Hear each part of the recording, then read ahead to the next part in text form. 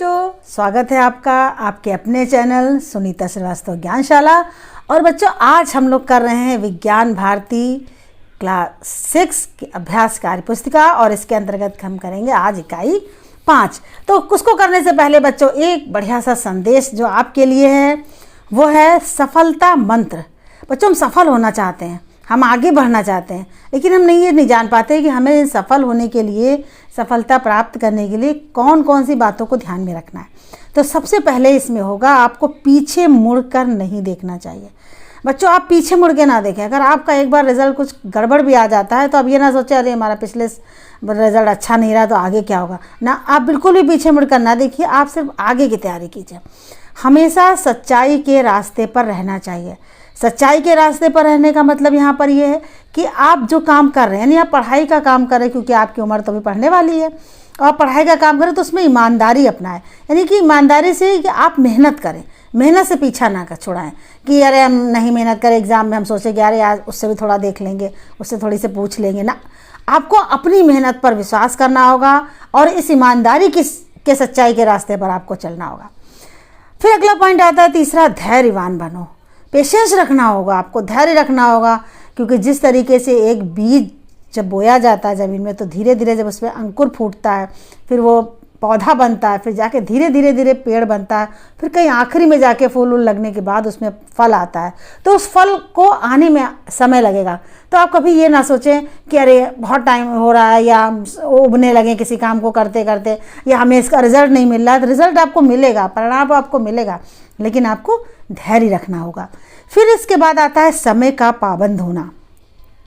समय का पाबंद होना सबसे महत्वपूर्ण बात है आपके स्टूडेंट लाइफ के लिए, क्योंकि ऐसा होता है कि कभी जैसे आपका एक स्कूल जाने का टाइम है, आप उस टाइम पर स्कूल गए, फिर आप आए, आप पढ़ रहे हैं या आपने अपनी ट्यूशन लगवा रखी है, या कभी आपके घर कोई गेस्ट आ जाता है और आपका सारा शेड्यूल बिगड़ जाता है। लेकिन आपको समय का पाबंद होना है। अगर आपने 1 घंटा किसी और के लिए, यानी कोई गेस्ट आ जाता है या आप कहीं चले जाते हैं, तो आपने अगर दिया है उसको, तो उस 1 घंटा को आप मैनेज करेंगे।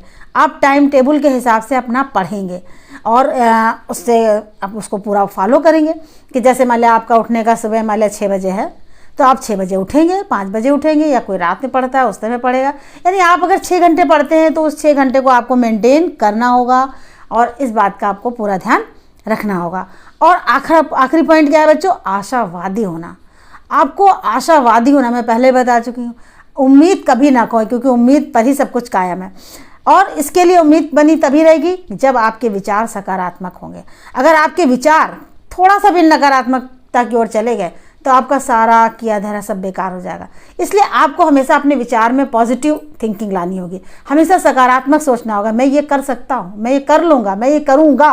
यानी आपको करना ही करना है, क्योंकि हर काम मनुष्य ही तो करता है। भगवान तो केवल उसको राह उसको दिखाते हैं, उसको दिमाग दिया है भगवान ने, लेकिन आप उसको इस्तेमाल करेंगे। जैसे कांच पर अगर बहुत ज़्यादा देर धूल 2-4 दिन के बाद देखो तो धूल जम जाती है, या आप 1 दिन के बाद भी देखो तो भी आपको धूल उस पर नज़र आएगी।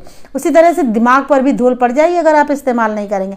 तो आपको इस्तेमाल करना है और आशावादी होना है कि मैं ये काम ज़रूर से ज़रूर कर लूँगा। यानी दिस इज़ पॉसिबल है, इम्पॉसिबल कुछ भी नहीं है। तो इसी सफलता के मंत्र के साथ हम लोग शुरू करते हैं आज का अपना अभ्यास, यानी कि हमारा आज का इकाई 5 तंतु से वस तक। आज हम इसको पढ़ेंगे बच्चों। तो चलिए स्टार्ट करते हैं। निम्नलिखित प्रश्नों के सही विकल्प छांटिए। पहला क्या है, प्राचीन समय में लोग वस्त्र बनाने के लिए निम्नलिखित में से किन चीज़ों का उपयोग करते थे। तो पहले वस्त्र बनाने के लिए पेड़ की पत्तियां व छाल, फिर अखबार, धातु की पतली चादर या जानवरों की खाल। तो बच्चों पहले इस्तेमाल करते थे पेड़ के पत्तियों की छाल, ये भी सही है, और जानवरों की खाल। तो यानी ए और डी सही है। तो ये वाला आंसर हमारा 4th सही होगा। जूट के रेशे पौधे के किस भाग से प्राप्त होते हैं। तो बच्चे जूट के रेशे फूल, फल, तना, पत्ती किससे प्राप्त होते हैं। तो वो तना से प्राप्त होते हैं। फिर कपड़ा प्राप्त करने का सही क्रम है, रेशा, कपड़ा, धागा, रेशा, धागा, कपड़ा, कपड़ा, धागा, रेशा, धागा, रेशा, कपड़ा। तो हम बच्चों जानते हैं पहले रेशा होगा, फिर उससे धागा बुना जाएगा, तभी तो कपड़ा बनेगा। यानी सेकंड वाला आंसर हमारा करेक्ट होगा। फिर आगे बढ़ते हैं बच्चों। गीता अपनी सहेली को प्राकृतिक रेशे से बनी वस्तु को उपहार के रूप में देना चाहती है। नीचे दिए गए वस्तुओं में से कौन सी वस्तु का वो चयन करेगी। अब उसे प्राकृतिक रेशे से बनी हुई वस्तु को देना है, तो जूट का बैग, ऊनी शाल, सिल्क साड़ी, नायलॉन, तो हम यहाँ पर क्या करेंगे, जूट का बैग उसको देंगे। फिर अगला हमारा क्वेश्चन आता है, सूती वस्त्र बनते हैं ऊन से, जूट से, कपास से, रेशम के धागे से। तो सूती वस्त्र जो बनते हैं बच्चों वो कपास से बनते हैं, तो हमारा ऑप्शन सेकंड सही है। फिर रिक्त स्थानों की पूर्ति कीजिए। दूसरा क्वेश्चन हमारा है, रेशम का धागा से प्राप्त किया जाता है। रेशम का धागा रेशम के कीट से प्राप्त किया जाता है। एकल धागा से बने वस्त्र की प्रक्रिया कहलाती है। एकल धागा से बने वस्त्र की प्रक्रिया बंधाई कहलाती है। बढ़ते हैं अपने अगले पॉइंट की ओर, देखते हैं। और कपास पादप रेशे हैं, तो जूट और कपास पादप रेशे होते हैं। पावर हैंडलूम द्वारा की जाती है क्या, वस्त्रों की बुनाई। पटसन के रेशे इसके पौधे के प्राप्त किए जाते हैं। पटसन के रेशे यानी तने से प्राप्त किए जाते हैं। अब आता है हमारा अगला क्वेश्चन, निम्नलिखित में सही कथन के आगे सही और गलत कथन के आगे गलत का निशान लगाइए। सबसे पहला है, जूट से सजावट की सामग्री बनाई जाती है, तो ये बच्चों बिल्कुल सही है। फिर है, पटसन के पौधे 8-10 फीट लंबे होते हैं, बिल्कुल सही बात है। काली मिट्टी और उष्ण जलवायु कपास की खेती के लिए उपयुक्त है, बिल्कुल करेक्ट। जो कपास की खेती वो काली मिट्टी और उष्ण जलवायु में ही की जाती है। पटसन के बीजों से रेशा प्राप्त किया था, तो पटसन के बीजों से रेशा नहीं प्राप्त किया था, तने से प्राप्त किया था, तो ये गलत हो गया। नायलॉन, पॉलिएस्टर, रेयान प्राकृतिक रेशे हैं, गलत है।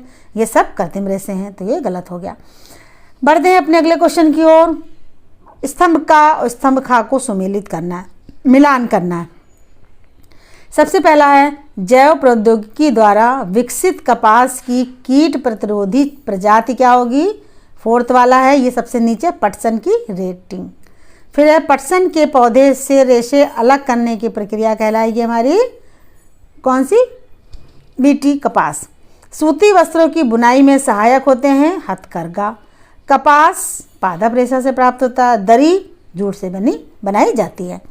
तो इस तरीके से ये पूरा हुआ। अब करना है, निम्नलिखित में से जो बेमेल है उसे छांटकर अलग करिए। जो नहीं मिलते हैं उन्हें अलग करना है। Jute, polyester, rayon, nylon.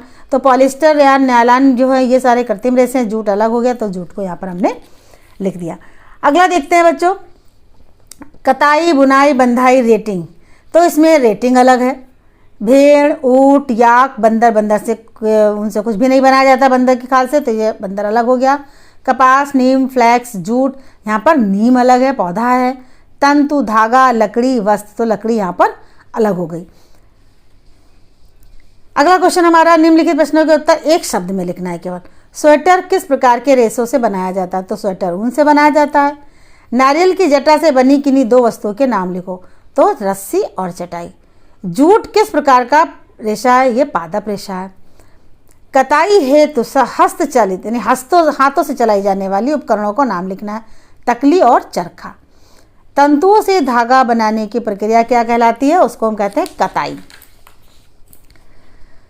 अगला प्रश्न हमारा है, निम्नलिखित प्रश्नों के उत्तर देने हैं। बुनाई तथा बंधाई में क्या अंतर है, तो सबसे पहले बुनाई देख लेते हैं। धागों के दो सेटों को आपस में व्यवस्थित करके वस्त्र बनाना क्या कहलाता है, बुनाई कहलाता है। फिर आता है हमारा बंधाई, एकल धागे से वस्त्रों को बनाना, ये क्या होता है, बंधाई होता है। अगला क्वेश्चन हमारा है, प्राकृतिक तथा संश्लेषित रेशों में अंतर बताना। तो प्राकृतिक रेशे बच्चे आप जानते हैं कि जो प्रकृति से प्राप्त है, नहीं जंतु और पादप से प्राप्त है, जैसे ऊन है, कपास है।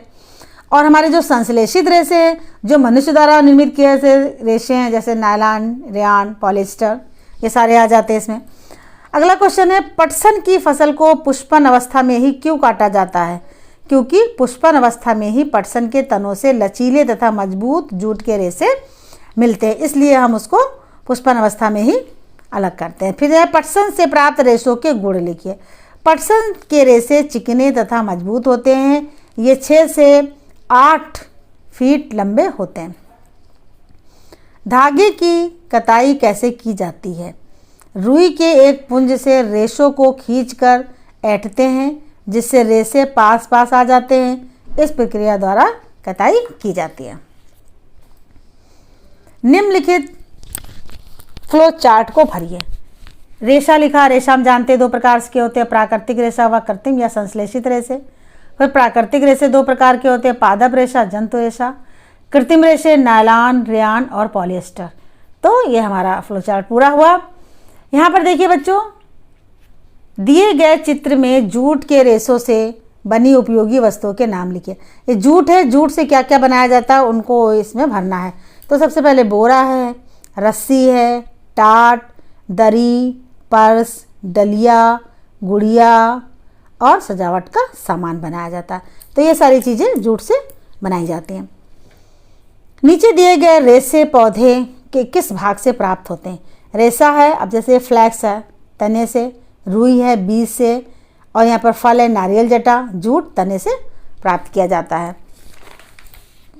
आगे बढ़ते हैं, इस चित्र में देखते हैं बच्चों। नीचे दिए गए चित्र को देखकर निम्नलिखित प्रश्नों के उत्तर दीजिए। चित्र को अच्छे से देख लीजिए। अब बढ़ते हैं प्रश्नों की ओर। यहाँ पर देखिए, उस रेशे का नाम लिखिए जो उपयुक्त पौधों से प्राप्त होता है। तो बच्चों आप देख रहे हो उपयुक्त पौधों से क्या प्राप्त हो रहा है? कपास, यानी रुई बन रही है हमें। फिर है, ये रेशा भारत के मुख्यतः किस राज्य में पाया जाता है?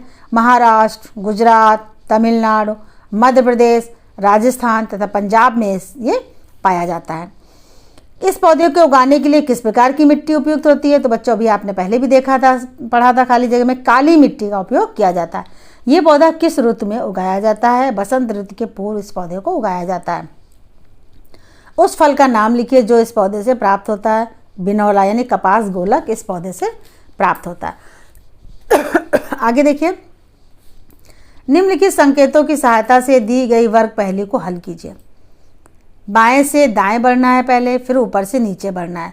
तो ये वर्ग पहेली यहाँ पर हम देख लेते हैं बच्चों। पहले ये देखिए, सबसे पहले देखिए पौधे से प्राप्त रेशा। तो पौधे से प्राप्त रेशा कपास। यहाँ पर देखिए वर्ग पहेली में देखिए नंबर 1 पर, ये यहाँ पर नंबर 1 है, ये देखिए कपास, ये हमने भर दिया इसको।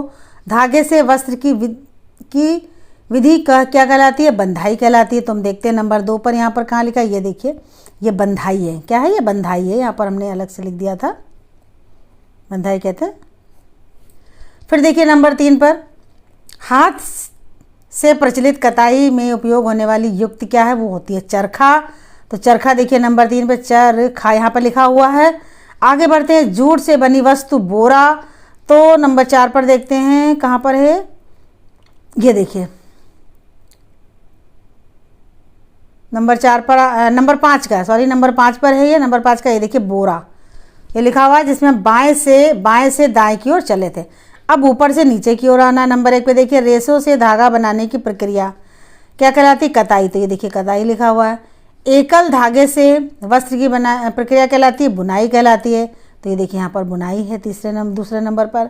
पटसन के पौधे के तने से प्राप्त रेशा क्या होता है? जूट होता है, जो नंबर 4 पर है।